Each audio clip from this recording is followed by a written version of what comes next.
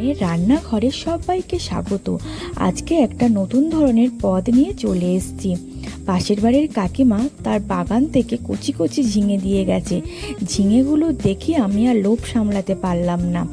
ভাবলাম যা মাছ আছে, পুকুরের মাছ তোলা হয়েছিল, সেই মাছ দিয়েই কিন্তু আজকে ঝিঙে দিয়ে আলু দিয়ে একদম পাতলা জিরে বাটা দিয়ে ঝোল করব। তার জন্য আমি খুব ভালো করে নুন, হলুদ, লঙ্কার গুঁড়ো মাছগুলো খুব ভালো করে মাখিয়ে নিয়েছি। তারপর ফ্রাই প্যানটা গরম হতেই আমি কিন্তু তেল দিয়ে নিয়েছি। আর মাছের পিসগুলো বেশ বড় করেই রাখতে বলেছিলাম, যে মাছের পিসগুলো বড় থাকবে। আর পাতলা ঝোল দিয়ে আজকে জমিয়ে ভাত খাবো বৃষ্টির দিনে। এরকম যদি পাতলা পাতলা ঝোল থাকে তাহলে কিন্তু আর কোনো রান্নাই ভালো লাগে না।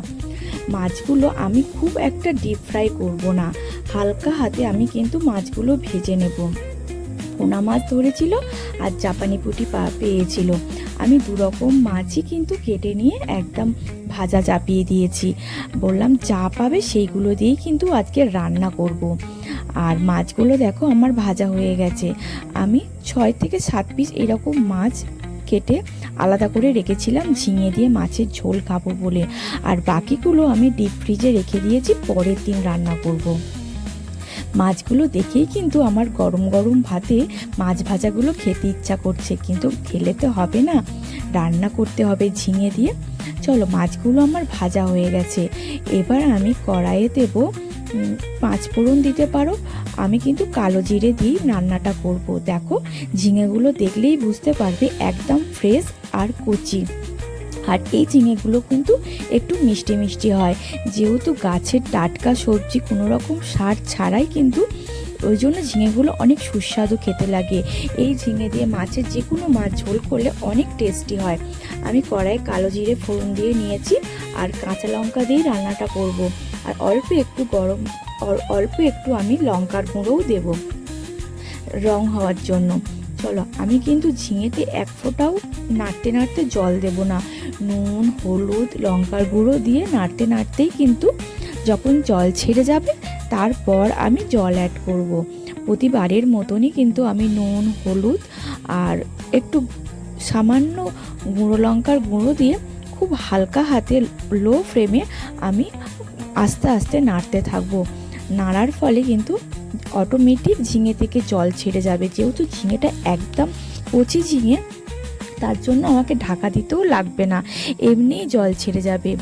আর আমাদের ছাদ বাগানের প্রতিদিনের ভিডিও তো আমি শেয়ার করি, কি গাছ আছে, কি সবজি হচ্ছে। তোমরা তো নিয়মিত আমার ভিডিও দেখো, জানোই তো আমাদের কাছে কত রকম সবজি হয়।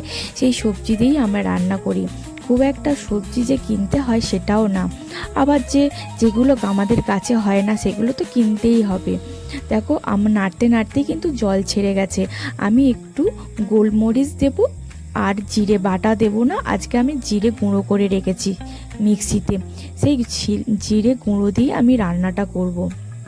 জিরে বাটা দিলে টেস্ট কিন্তু আরও ভালো হবে। আর আমি অনেকটা জিরে রোদ খাইয়ে গুঁড়ো করে রেখেছিলাম, যাতে তাড়াহুড়োর সময় আর শিলে বাটতে না হয়। অনেকেই তোমরা কিন্তু চাইলে শিলে বেটেও করতে পারো, অনেক সুন্দর লাগে খেতে। আর ঝোলটা ফুটতে থাকুক, তার ফাঁকে আমি একটু ছাদ থেকে ঘুরে আসি। মিষ্টি কুমড়োর পাতা দিয়ে আমি ডাল ভিজিয়ে রেখেছি, রাত্রিবেলা বড়া বানাবো।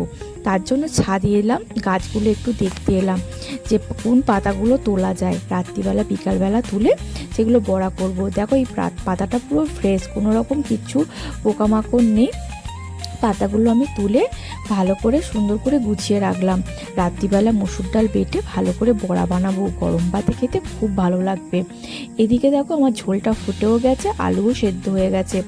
আমি এবার মাছগুলো দিয়ে বেশ কিছুক্ষণ ঝোলটা ফুটিয়ে তারপর কিন্তু লাস্টে একটু জিরে গুঁড়ো দিয়ে আমি নামিয়ে নেবো। আর যেহেতু রান্নাটা আমি একদম গরম গরম পরিবেশন করব, ওই জন্য অনেক দেরি করে দুপুরবেলা রান্নাটা বসিয়েছি। 1টার দিকে ভাত দেবো সবাইকে, তখনই আমি তার কিছুক্ষণ আগে রান্নাটা আমি নামাবো। 1:45 বাজে এখন। আর দেখো, ঝোলটা দেখেই তো তোমাদের লোভ লাগবে, এত সুন্দর ঝোলটা হয়েছে। আর আশা করি, আমি তো খেয়ে দেখিনি, আশা করি টেস্টিও হবে। আমাদের বাড়ির সবাই এই ঝোলটা খুবই ভালোবাসে। এই পাতলা পাতলা মাছের ঝোল খেতে আমার ছেলেও ভীষণ ভালোবাসে। দেখো আমার রান্নাটা কমপ্লিট হয়ে গেছে, আমি শুধু এবার পরিবেশন করার সময়।